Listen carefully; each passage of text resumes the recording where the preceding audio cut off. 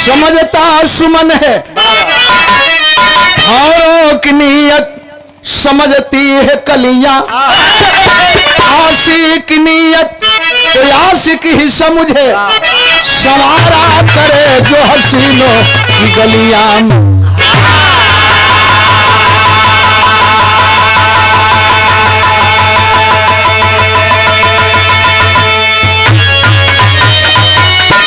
राजानंद पाल दिल्ली के जिनके 6 बेटे थे बेटी सुघर नाम सवित्री हुस्न आलम भरा लिखे राहगीर जिसका यहले हुनर।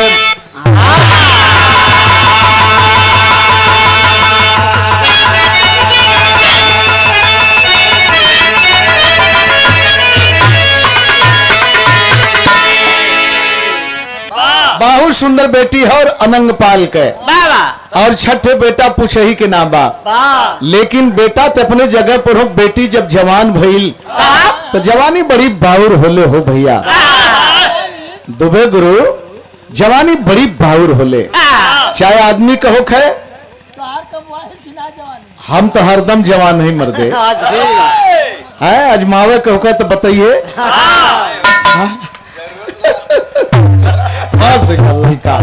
लड़का फंस गया हरदम जवान नहीं और हम ही ना जवान नहीं, बहादुर भी जवान है, शेर बहादुर भी जवान है, उदय बहादुर भी जवान है, भान बहादुर भी जवान है, महाराज बहादुर भी जवान है। जे मौके पर काम में आवे सब जवान हो। एक लाइन जवानी के हालात का ही तर्ज हो। क्या बात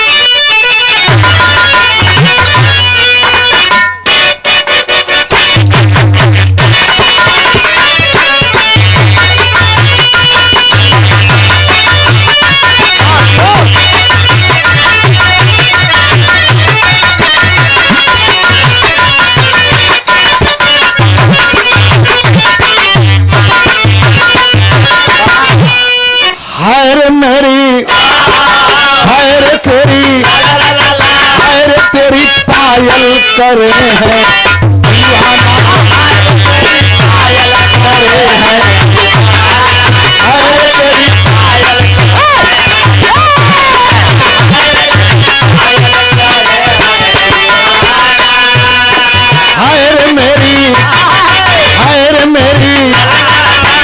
मेरी बुलबुल क्या छेड़े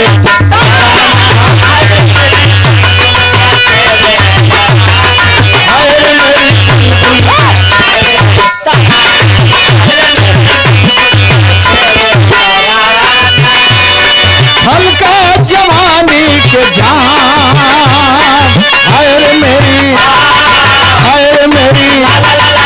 मेरी बुलबुल क्या छेड़े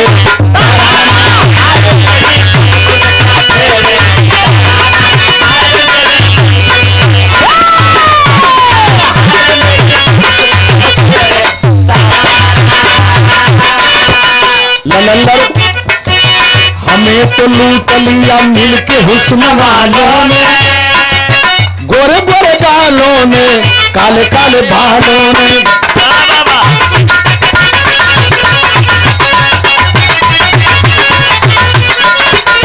जवां दिल होते तो मुलाकात अच्छी लगती है, दिनों में सावनी बरसाती अच्छी लगती है।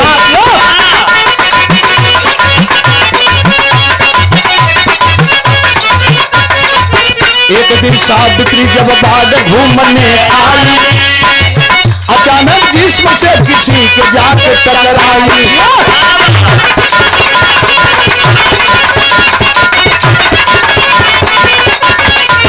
नजर उठी है तो देखी कोई अनजान खड़ा, बाला की सूरत पर लगाए नजर हो पाया।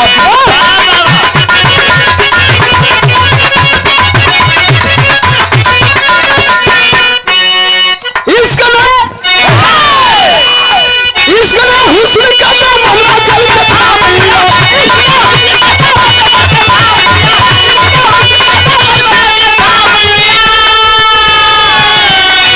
जुदा ना हो कभी अनवर को सलाम। बात के समझ ले, श्रृंगार है।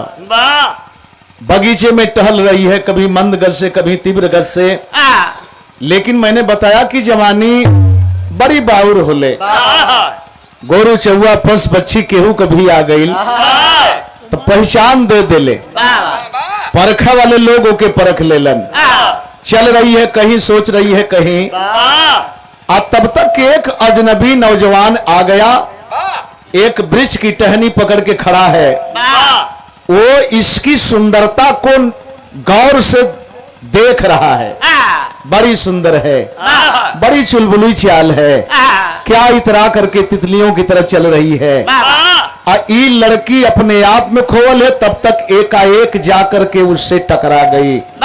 जब टकरा गई तो नौजवान बोल पड़ा, भाई मैडम आप में ब्रेक नहीं है क्या? एक नौजवान लड़की एक नौजवान लड़का से जब ही सुनलस की ब्रेक नहीं है तो लगल नीचे ऊपर ताके। ए भाई हमारी में ब्रेक हो कहा? अगर ब्रेक हो तो लगल कहे ना? एक रबड़वा खिया कैसे गयल? कबहू लगैबो तो ना कैली बात कहा। देखा यह श्रृंगार है। पर्दा के आड़ में यही के श्रृंगार कहल जाला। जो उघार हो गयल उस श्रृंगार ना, वो तो भंडा फोर हो गल। घार करेंगे। नौजवान हाथ पकड़ लिया, बोला सुंदरी तू राजकुमारी है।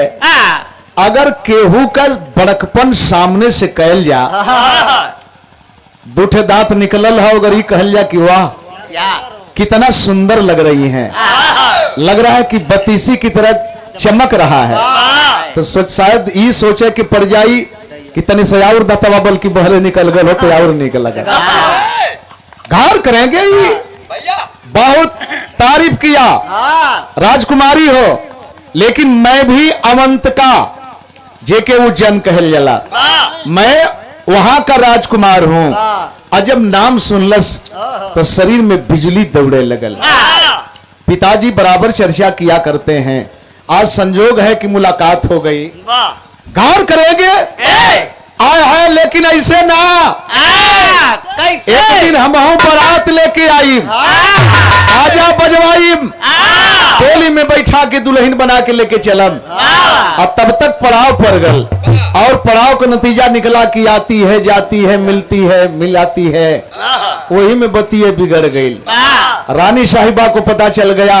जब देखली बेटी की सुंदरता में निखार, राजा साहब से जाके कहे लगली, का हो कट गई कट गई। लेकिन जब इस बात को जाने की कट गई तो देखें वो अपने बेटों को बुलाकर करते क्या है। एक लाइन लिखल के परल,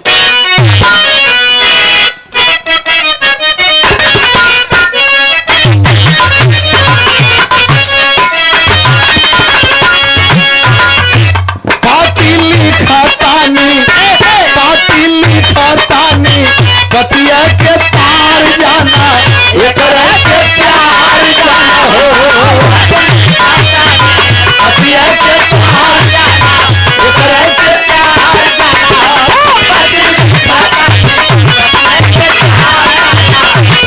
के प्यार जाना। आज के परिवेश में बड़ी मजबूर रही होगी। छावल्लाड़ी कन से राजा जी बात कइले, बेटी के उदात कइले हो। राजा जी बात कइले, बेटी के उदात कइले। राजा जी बात कइले, बेटी के उदात कइले। नकिए कटा देली, इनके हटावा यहाँ से। न रहे बांस न बजे बसुरी। अरे रतिया के छाओ भैया रचल रचनवन, मेला देखावे चललन बहिन के पीरनवन। जननी सावित्री ना बाबूजी बात कइले, बेटी के उदात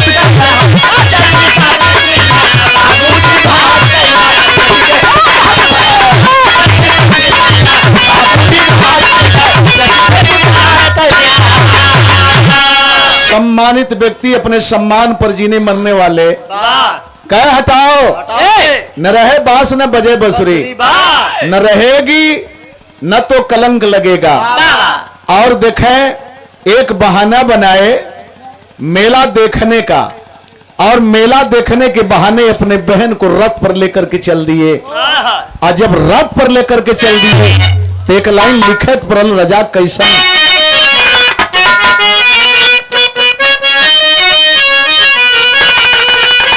इस समय तो इतना तर्ज, इतना धुन कि कौनो कौनो शरीरिये में अंग हो कर दुर्दशा का गलत हो, शरीरिये में अंग और दुर्दशा का गलत हुन। लेकिन ये गीत जब महुआ चैनल में मैंने गाने लगा तो रोक करके इस गीत को टेप किया गया और टेप करके शोध के लिए भेजा गया। हमारी गीत ना, जौने कलाकार का ये माटी का गीत अच्छा लगे वो कलाकार का गीत अपनाए के शोध के लिए भेजल जाए, क्योंकि केवल उत्तर प्रदेश में ही चैनल नहीं चलेगा, कई देशों में चैनल चलेगा। का लिखे के परल, यही पार गंगा माई हो वही पार जामुना,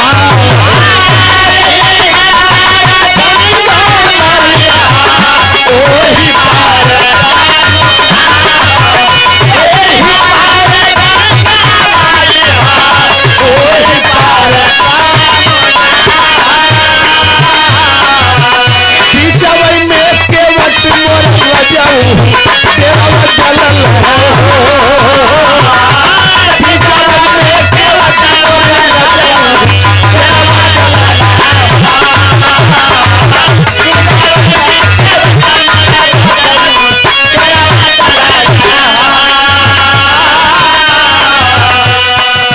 मेला देखावे चललन बहिन के बिराना,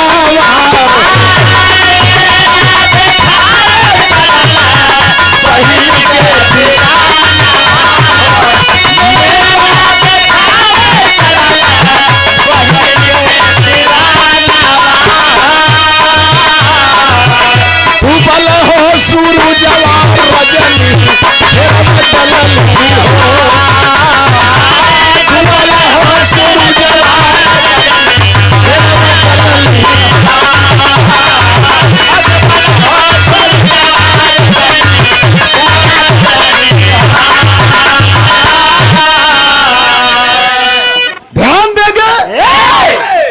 सूर्यास्त होने लगे, रजनी अपना पहरा बिछाने लगी। लेकिन सोचते हैं कि अब रात में विश्राम किया जाए, यही अच्छा होगा। तब तक देखते क्या है, तेरावा गिरवल योही कुआना जगतिया पर छनवा में निदरिया रनिया फेरवा चलली हो,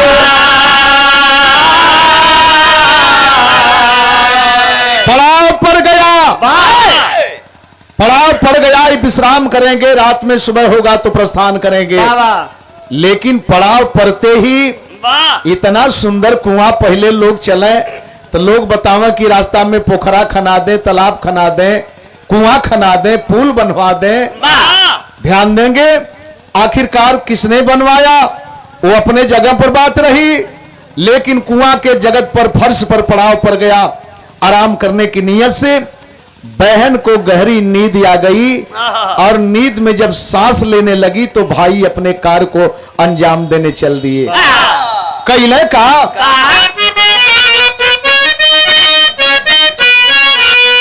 रतिया में छवो भैया रचल रचनवा से, अब बहिनी के डाली दिहल गहिरे कुआना, सोचल कि मरी जई है डूबी करके पनिया, रातों रात चली भइले अपनी भावन, लेकिन वो कुमारी आके अरे चोटियों न लागल तनिको, माया भगवान के दिखाई बना। यहीं पर हमारे बुजुर्ग कहते हैं, जाको राखे साइया मार सके ना कोई, बाल न बांका कर सके जो जग बैरी हो। कहीं कहीं देखे के भी मिलल हो। गुजरात में जब कांड भयल है भूकंप वाला, तो कहीं कहीं देखने को मिला था। महारे में हमारे गाजीपुर के धरती पर बारात आवत है और कुछ लोग बारात में से लड़की के लेके उतार गए, जाके मंदिर पर ब्याह करावत हुए और ड्राइवर से कुछ लोग रह करके जबरी किए, इस रास्ते से चलिए, ले जाने लगा। यही तार बिजली वाला तार सट गया। जिनको बचना था वो बच गया, जिनको मरना था वो मर गया। 6 महीना के लड़की के मतारी जरत फेंक दहलस और बच्ची बच गई, मां जल गई। तो यही के कहल जरा कबहू कबहू कि जाको राखा साइया मार सके ना कोई, बाल न बाका कर सके जो जग बैरी हो। फेंके के फेंक दहला जाए में डूब के मर जा, आया है और चल भी दिए। लेकिन वो लड़की जब पानी में पड़ती है तो बिरहा में कवि जी भाव दिलन।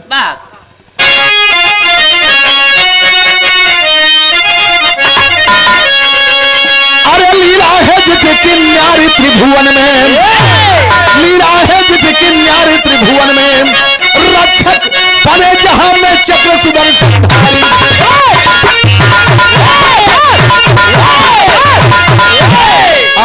चुपचाप वही पानी की सतह पर बैठी है। एक ठे महात्मा रास्ता पकड़ के आवत हुए, देखले सोचले पानी निकाल के प्यास बुझाई, और तबले नौजवान सुंदर युवती को देखे, कहले के रे ये कुआं में वो लड़किया के बहरे कर देलन। अब कैसे कर दिए, और बाहर करके जब जाने लगे तो सवाल कर देती है, बाबा आप कौन हो, बड़ा मजे में हम रही है। कहला कि सवाल मत पूछ बेटा, तू तो बहुत बड़ घर का लड़की लगत है, लेकिन तय ये काल के गाल में अली कैसे। कहलस की कुल मत पूछा, बड़ा तकलीफ में हम हई, तनी अपन परिचय बतावा कि आप हवा के। देखें वो अपना परिचय बता रहे हैं, ठीक नहीं मानोगी तो मेरी पहचान कर ले, मेरी तालीम ले ले। बता रहे हैं क्या,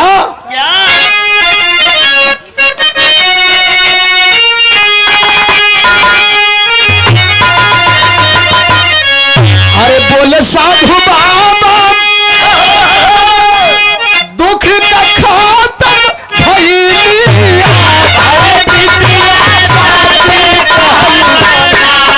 बिटिया साजी कहलू, काल जुगत बहरवा बिटिया साजी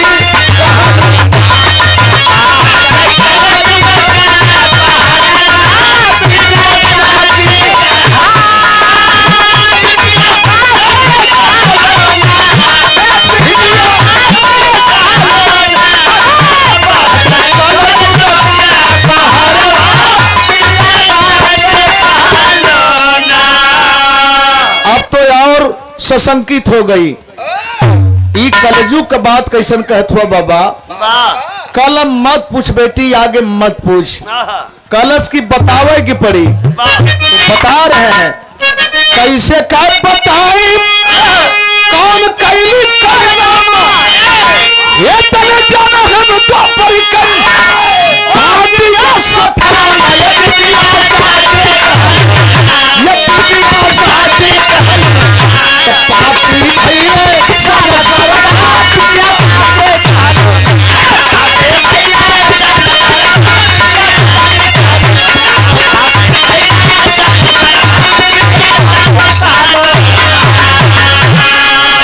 कला हम द्वापर का अश्वस्थामा है, कलश की द्वापर का अश्वस्थामा तू अब ही ले जाइन।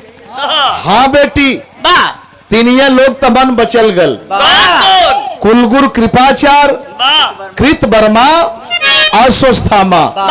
एक बार मेरा नाम सुनकर के लोग कांपते थे, लेकिन दुर्भाग्य है बेटी कि मुझसे कहीं चूक हो गई। मैं एक रथी होकर के चूक कर गया और उसी का प्रायश्चित यहां मैं भुगत रहा हूं। चली जा चली जा, कल अब तय और न जाई, धर्म संकट में डाल देलस। कलश किए बाबा तो से ज्यादा तकलीफें हम हैं, या तो अपने सेवा बदे हमके स्वीकार करा या फिर यही में जाए बदे आदेश करा। यही में से केहू आदमी केहू के अगर मचा ले उपकार कह दे और वो आदमी कहे कि नहीं भैया ऐसा मत करा हमके मरी जाएदा, तो अपने सामने तो वो आदमी ऐसा होकर न दे। कहला कि ना मन भी तो चल, जहां चलत है तहां चल। चल दिए लेकर के कहां गए?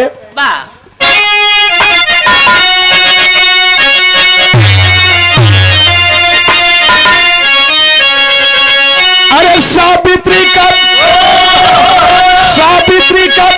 बलि के सुख सहरवा साधु बाबा हो और देवलन के दुलरवा साधु बाबा हो।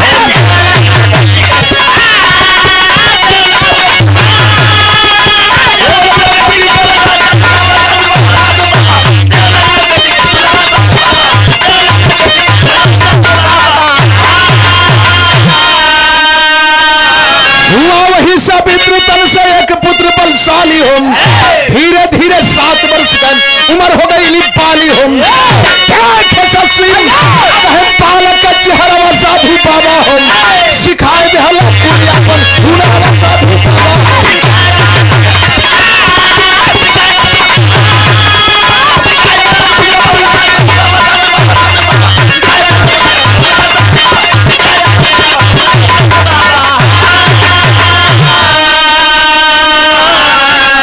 वही कलंकित बच्चा बेटा बन के पैदा हुआ, और जब बेटा बन के पैदा हुआ पालने लगे पोसने लगे, और जब 7 वर्ष की उम्र में हुआ तो तनी सा मैथ लगत है। अरे हुआ प्रवीण धनुष विद्या में वह बालक गुणकारी हो, खेल रहा जंगल के बीच में मार बाण संकारी हो। एक बाण से गिर जले कुल से आवाज साधु बाबा हो, तुझे बाण से आ जलन पजरवा साधु बाबा हो। पहलवा राग गवाए, दीपक राग गवाए, मेघ राग गवाए। लोग बतावा कि जब पानी ना बरसे तो मेघ राग गौले पर पानी बरसे लगे, ये उस समय राग गवाती है। जंगल में खेले, एक जगह से बाढ़ मारे, जितना दूरी चाहे नाप ले। काली न कि पढ़े लिखे लोग जरा सा गौर करेंगे, उतना दूर के जंगल के नरभक्षण के धराशाही कर दे, और इतना ना दूसरका मारे उठ के कुल ओकरे पजरे आ जाए। जंगल में मंगल ला दिया, जंगल में एक लोकतंत्र बसा दिया।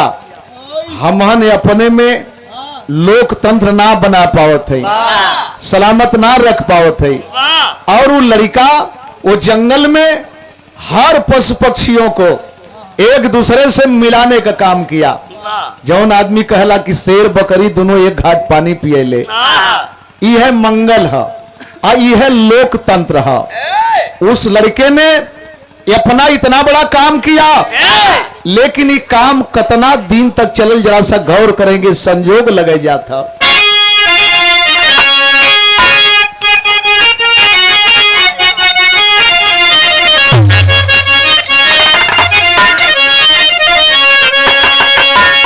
अरे कोई नहीं, अब कोई नहीं जान संजोग वाली पति।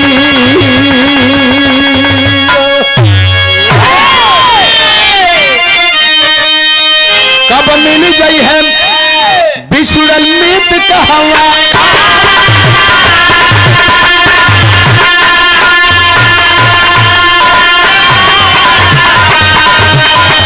ये कभी सोमेश्वर हो चौहान वही बना।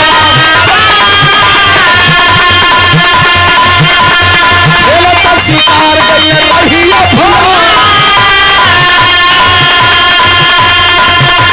पहुंच गई पालक के हम कर चपाती आचार्य के चम्हा गई रखा बचवा से बोले पवन मधुरी पचनिया हल्ला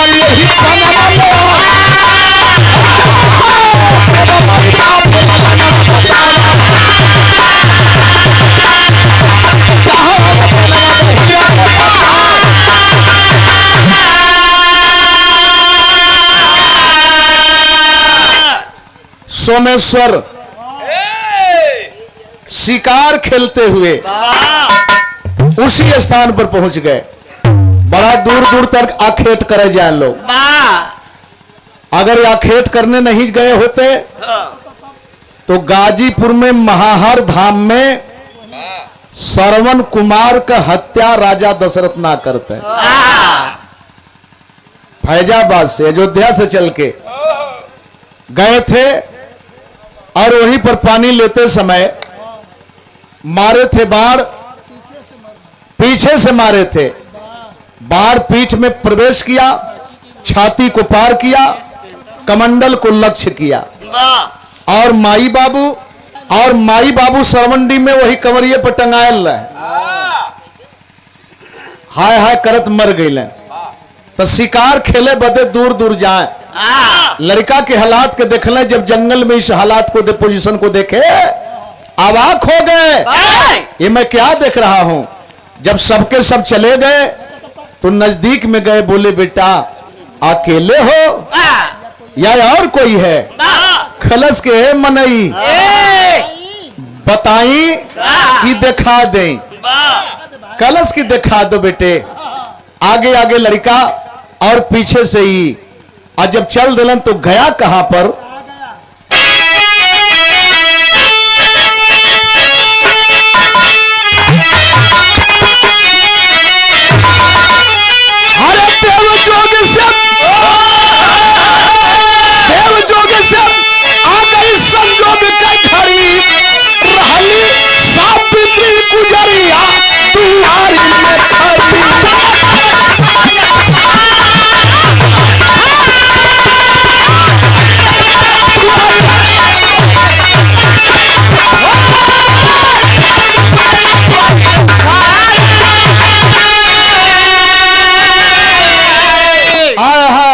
कुछ है दूर गए, तब तक देखते हैं कि सावित्री उधर से निकली चली आ रही है और सावित्री को ये देखे दोनों तरफ से अश्रुधारा छलक पड़े।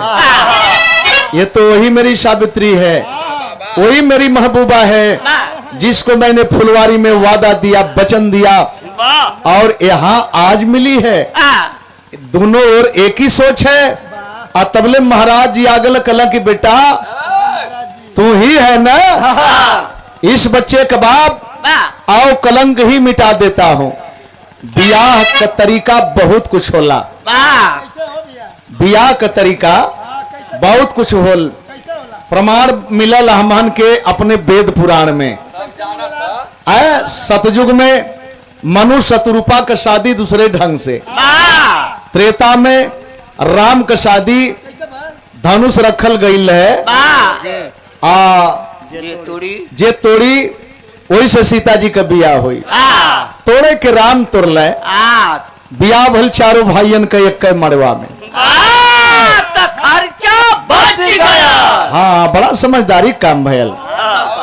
और बताई द्वापर में द्रौपदी के बियाह में स्वयंवर रखल गयल, धनुष रखल गई, ऊपर चरखी पर मछली टांगल गई, चरखी नाचत है, जे ताक के नीचे तेल में आंखी में बाण मारी वही के संगे बियाह हुई। मारे के तो मार दिल अर्जुन, लेकिन द्रौपदी के अपना लेना पांचों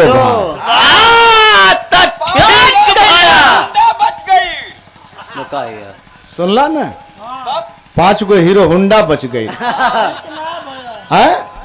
ये ठीक ना भयल, हीरो होंडा बच गल, वो ना बचल हो ठीक रहा।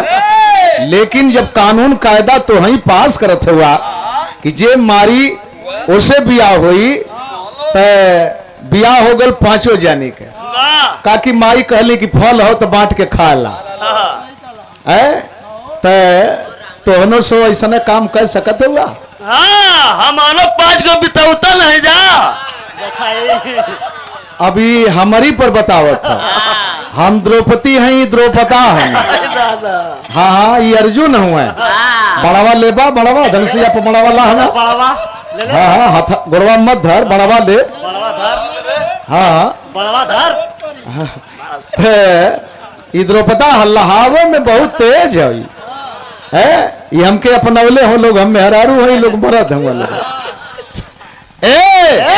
ये तने ना देखे हुआ क्या, शादी कर दिए, हुआ सुबह तब उस कुटिया से सोमेश्वर चौहान अरे पत्नी बेटे को लेकर छोड़ चला स्थान तक पहुंचे दिल्ली की नगरिया दुआरी पर खड़ी।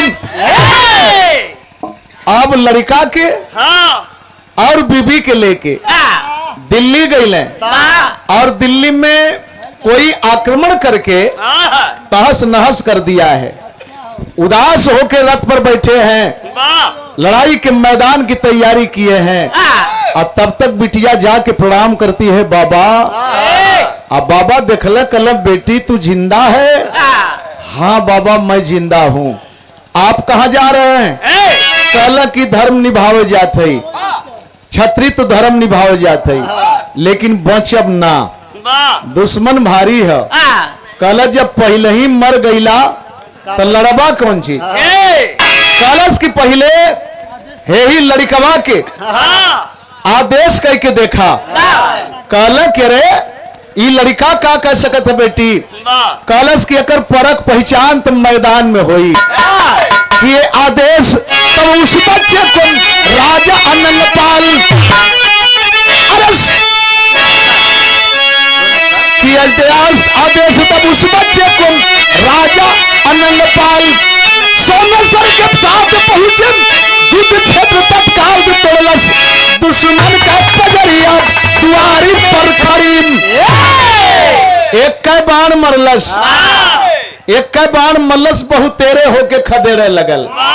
एजेंट साइंस लग गल। जरा सा गौर करेंगे, विद्वान लोग अपने विद्वता पर थोड़ा सा ध्यान देंगे।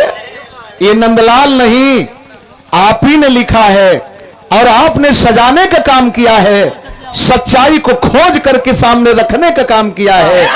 बड़कपन तो आप लोगों का है। एक का बाण बहुतेरे बाण जब होके खदेड़े लगल, मैदान खाली हो गए। सतयुग में देखल गए, त्रेता में देखल गए, द्वापर में देखल गए, सुनल गए।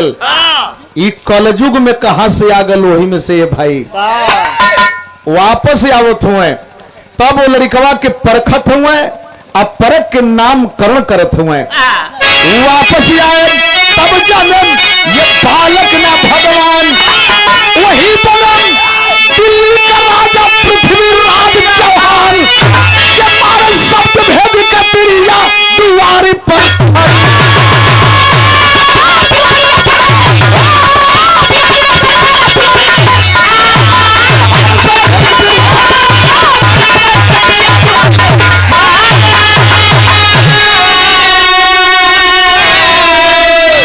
कलयुग है। अब कलयुग का मतलब कलम का युग है, पाठ पुरुषों का युग है। जिसके पास कलम है, जिसके पास विद्वता है, वही महान है, चाहे वो किसी जात बिरादरी का है, गरीब है, अमीर है, फकीर है, साधु है, संत है। अगर उसके कलम में दम है, उसके में दम है, उसके दिमाग में दम है। इसलिए बाबा साहब ने कहा है कि कलयुग में कलम किताब को अपनाओ। जो कलम किताब को हृदय से लगाएगा, दिल दिमाग से लगाएगा, विद्वान कहलाएगा। और जब विद्वान कहलाएगा तो हर जगह सफलता पाएगा। यह लड़का का नाम 4 बास 24 गज ऊंचा अंगुल अष्ट प्रमाण तापर है सुल्तान अनारी अमन चुको चौहान। ध्यान देंगे, विदेश में जाकर के मरने से पहले अपने दुश्मन को मार करके तब मरे। अतिनिये ठे नाम आवला। खुद्दीराम बोस का बदला लिया मदन लाल ढींगरा, लंदन में अंग्रेज को मार करके, और जालियांवाला बाग का बदला लिया चूहर चमार का बेटा वीर उधम सिंह लगा दिया गया। आप लोग धर्म संकट में फंस गए। चूहर चमार एटा के रहने वाले इनका बेटा उधम सिंह। और तीसरे नंबर पर आया है पृथ्वीराज चौहान। गौर करेंगे, विदेश में दुश्मन के घर में जाकर के मार करके तो दोनों साथी चंद्र बरदाई और ये आपस में मरने का काम किए। गुरु बिहारी गुरु गणेश हरिनंदन राम जी आमन कथन करे के सौकुबेर रमधारी पुष्कर पावन हरे लीला है जिसकी न्यारी त्रिभुवन में लीला है जिसकी न्यारी त्रिभुवन में राहगीर नंदलाल का सच्ची परलिम यारी लीला है